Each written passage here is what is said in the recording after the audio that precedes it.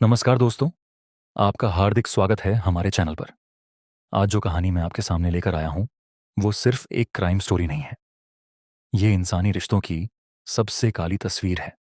ये है मध्य प्रदेश के गुना शहर का वो केस जिसने पूरे भारत को हिलाकर रख दिया था। एक ऐसी कहानी जहाँ दोस्ती बनी दुश्मनी, मातृत्व बना षड्यंत्र और प्रेम बना मौत का कारण। 18 मई 2017, गुना कैंटोनमेंट की एक साधारण सुबह। पिता का प्यार, बेटे का सपना और 40,000 रुपए की एक नई बाइक। हेमंत मीना, 17 साल का एक लड़का जिसके पिता अंतर सिंह मीना सिंचाई विभाग में सुपरिंटेंडेंट थे। एक संपन्न परिवार जहां बेटे की हर इच्छा पूरी होती थी। लेकिन दोस्तों, कभी कभी हमारी सबसे बड़ी खुशी हमारी सबसे बड़ी तबाही का कारण बन जाती है।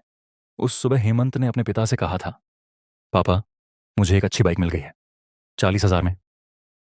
पिता ने तुरंत पैसे दे दिए। प्यार था, भरोसा था, लेकिन यह नहीं पता था कि यही प्यार उनकी दुनिया को अंधेरे में धकेल देगा। हेमंत निकला अपने सबसे करीबी दोस्त हनी दुबे के साथ। हनी, जो इस पूरी कहानी की सबसे बड़ी कड़ी था।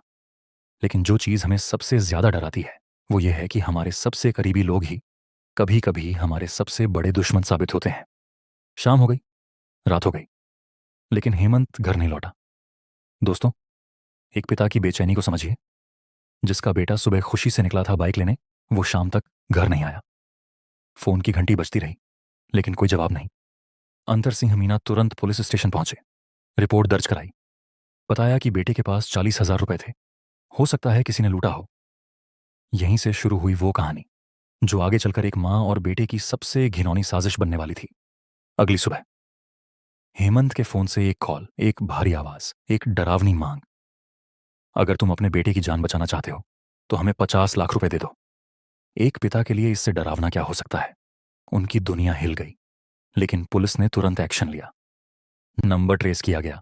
पता चला कॉल इंदौर से आई है, गुना से 200 किलोमीटर दूर। लेकिन हेमंत तो कभी इंदौर गया ही नहीं था। फिर उसका फोन वहां कैसे? यहीं से पुलिस को समझ आ गया कि यह कोई साधारण अपहरण नहीं है, यह एक प्लान्ड साजिश है। 19 मई 2017, गुना के जंगलों से एक खबर आई जिसने सबको हिला दिया। एक जली हुई लाश, पुलिस की जांच, और फिर सबसे बड़ा शॉक, यह हेमंत की लाश नहीं थी, ये थी ऋतिक नामदेव की, हेमंत के ही दोस्त की। यहां कहानी का पहला ट्विस्ट था। जिसे ढूंढा जा रहा था वो गायब था, लेकिन उसका दोस्त मृत मिला था। और सबसे अजीब बात, ऋतिक के शव के पास मिला हेमंत का मोबाइल फोन। सवाल यह था, अगर ऋतिक के पास हेमंत का फोन था तो कहीं वही तो रैंसम कॉल नहीं कर रहा था। लेकिन अब ऋतिक भी। 20 मई 2017, दूसरी जली हुई लाश, लोकेश लोधा। अब तक की कहानी यह बन रही थी, 5 दोस्तों में से 2 मर गए, एक गायब है। केवल 2 बचे थे, हनी दुबे और संस्कार श्रीवास्तव। लोकेश का बैकग्राउंड बहुत दुखद था। गरीब परिवार, कैंसर से पीड़ित पिता, वो अकेला घर चलाता था।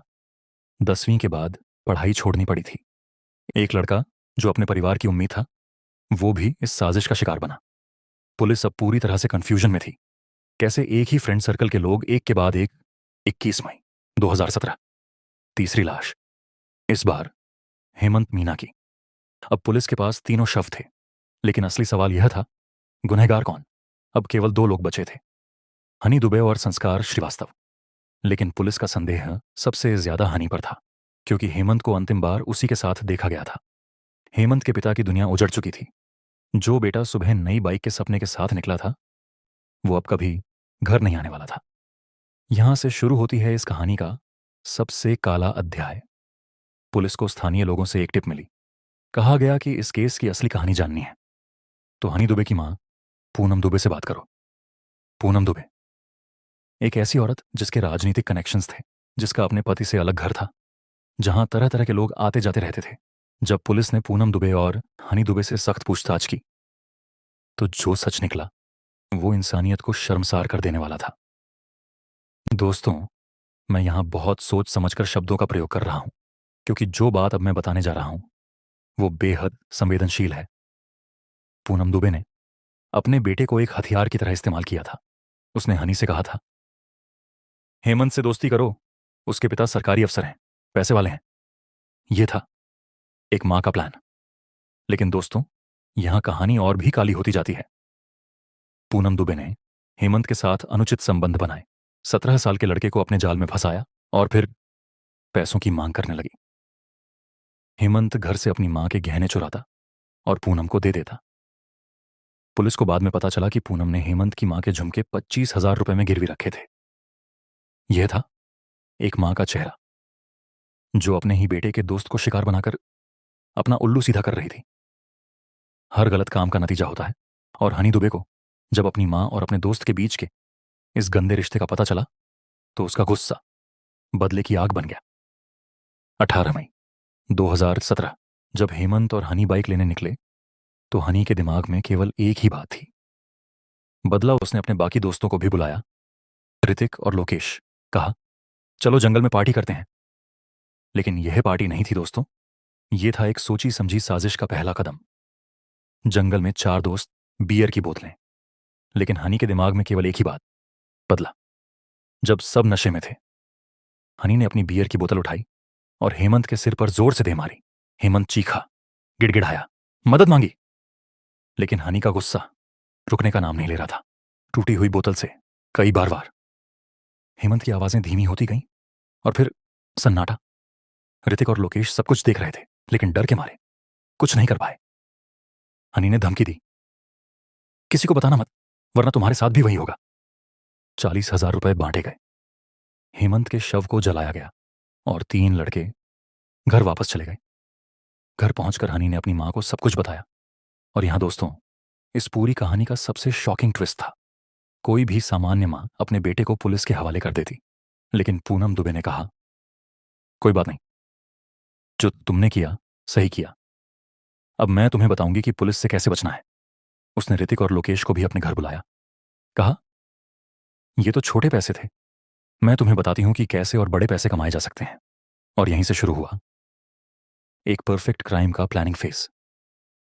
पूनम दुबे का प्लान बिल्कुल क्लियर था। ऋतिक को हेमंत का फोन लेकर इंदौर भेजा गया ताकि रैंसम कॉल का ट्रेस इंदौर में हो और पुलिस को लगे कि क्रिमिनल्स वहां हैं। ऋतिक ने कॉल की, हेमंत के पिता से 50 लाख रुपए मांगे। दोस्तों, उस कॉल में हेमंत के पिता की आवाज में कितना दर्द रहा होगा, यह सिर्फ एक पिता ही समझ सकता है। वो गिड़गिड़ा रहे थे अपने बेटे की जान के लिए। लेकिन ऋतिक को पता था कि हेमंत तो पहले ही इस दुनिया छोड़ चुका है। कॉल के बाद ऋतिक वापस गुनाह आ गया, लेकिन यहीं से पूनम दुबे की अगली चाल शुरू हुई। जब ऋतिक वापस आया तो लोकेश ने एक गलती की। उसने ज्यादा पैसों की मांग की, धमकी दी कि वरना वो पुलिस को सब बता देगा। पूनम दुबे के लिए यह एक थ्रेट था और उसने तुरंत डिसीजन लिया। हनी से कहा, लोकेश को भी खत्म करना होगा, वरना वो हमारे लिए खतरा बन जाएगा। फिर वही खेल, जंगल में पार्टी का बहाना, लोकेश को ले जाना, और फिर बेचारा लोकेश, जिसे नहीं पता था कि वो अपनी मौत के मुंह में जा रहा है। जो लड़का अपने कैंसर पीड़ित पिता के लिए मजदूरी करता था, उसकी भी जिंदगी समाप्त कर दी गई। लेकिन दोस्तों, पूनम दुबे का दिमाग यहां रुकने वाला नहीं था। उसके माइंड में एक परफेक्ट प्लान था। हेमंत की जान लेने की बात केवल 3 लोग जानते थे, हनी, ऋतिक और लोकेश। लोकेश को खत्म कर दिया, अब बारी थी ऋतिक की। पूनम ने कहा, अगर हमें बिल्कुल सेफ रहना है तो ऋतिक को भी हटाना होगा, कोई गवाह नहीं बचना चाहिए।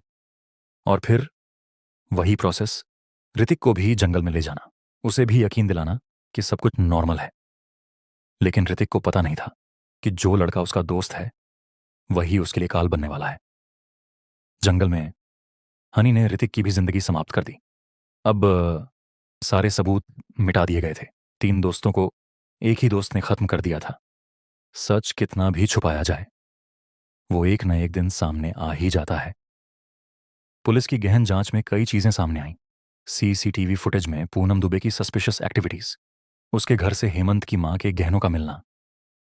और फिर जब दबाव बढ़ा तो पहले हनी टूटा, फिर पूनम ने भी सब कुछ कबूल कर लिया। पूरी कहानी सामने आ गई। कैसे एक मां ने अपने बेटे को क्रिमिनल बनाया, कैसे लालच और वासना ने 3 परिवारों को तबाह कर दिया। 5 साल तक चली कोर्ट प्रोसीडिंग्स। हालांकि हनी की उम्र क्राइम के समय 17 साल थी, लेकिन कोर्ट ने इसे हेनस क्राइम करार दिया। अगस्त 2022 में हनी दुबे को आजीवन कारावास। नवंबर 2022 में पूनम दुबे को भी उम्र कैद। कोर्ट ने इस केस को रेयरेस्ट ऑफ रेयर करार दिया था। इस केस से हमें कई सबक मिलते हैं। पहला, टीवी सीरियल्स और क्राइम शोज का गलत इम्पैक्ट। हनी ने क्राइम पेट्रोल देखकर ही यह सब प्लान किया था। दूसरा, मदरहुड का सबसे काला चेहरा। एक माँ जो प्रोटेक्ट करनी चाहिए वही अपने बच्चे को क्रिमिनल बना दे। तीसरा, फ्रेंडशिप का बेट्रायल। कैसे क्लोजेस्ट रिलेशनशिप्स भी डेंजरस हो सकती हैं। आज भी हनी दुबे और पूनम दुबे जेल में हैं, लेकिन हेमंत, ऋतिक और लोकेश के परिवार आज भी उस दर्द को झेल रहे हैं। ये स्टोरी हमें रिमाइंड करती है कि गलत कंपनी, गलत डिसीजंस और गलत परवरिश कैसे पूरी जिंदगियों को बर्बाद कर सकती है। तो दोस्तों, यह थी गुना ट्रिपल केस की कंप्लीट स्टोरी। अगर यह डॉक्यूमेंट्री आपको इन्फॉर्मेटिव लगी तो प्लीज सब्सक्राइब करें, बेल आइकन दबाएं और कमेंट्स में बताएं कि इस केस के बारे में आप क्या सोचते हैं। क्या सच में टीवी शोज लोगों को क्रिमिनल करने के लिए इंस्पायर करते हैं? आपकी क्या राय है? हमारी अगली स्टोरी भी उतनी ही शॉकिंग होने वाली है। तब तक के लिए टेक केयर, स्टे सेफ और हमेशा अच्छी कंपनी रखें। मिलते हैं अगली अनसुनी किसी के साथ।